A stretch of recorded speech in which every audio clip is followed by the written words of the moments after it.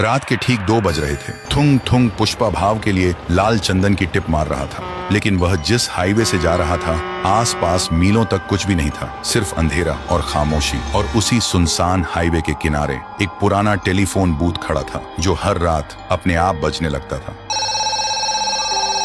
इसलिए लोग कहते थे कि उस रास्ते पर रात में गाड़ी नहीं चलानी चाहिए। पर थुंग थुंग को इन बातों से कोई फर्क नहीं पड़ता था, क्योंकि वह बस अपने काम से काम रखता था। लेकिन उस रात हालात अलग थे। अचानक तेज बारिश शुरू हो गई थी और ठीक तभी उसी टेलीफोन बूथ के सामने थुंग थुंग के ट्रक का इंजन बंद पड़ गया और तभी उस बूथ के अंदर से टेलीफोन जोर जोर से बजने लगा। थुंग थुंग ने आवाज सुनी पर इग्नोर कर दिया। बारिश रुक चुकी थी, लेकिन घंटी रुकने का नाम ही नहीं ले रही थी। ऐसा लग रहा था जैसे कोई बहुत बेचैनी से फोन उठने का इंतजार कर रहा हो। फिर थुंग थुंग गुस्से में गाड़ी से उतरा और सीधा बूथ के अंदर घुस गया। अंदर आते ही गुस्से में फोन उठाया और बोला, कौन है बे आधी रात को?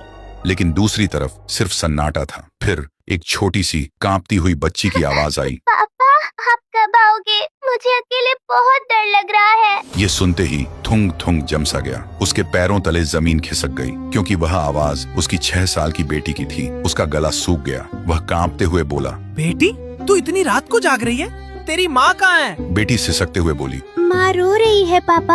आज आपका बर्थडे है ना? सब कहते हैं आप हमें छोड़ गए, पर मुझे पता था आप मेरा कॉल जरूर उठाओगे। ये सुनते ही थुंग थुंग के दिमाग में एक जोर का झटका लगा, जैसे वक्त एक पल के लिए रुक गया हो। और फिर उसके दिमाग में पिछली तस्वीरें चलने लगी। तेज बारिश, यही हाईवे, ट्रक के ब्रेक्स फेल होना और एक भयानक टक्कर।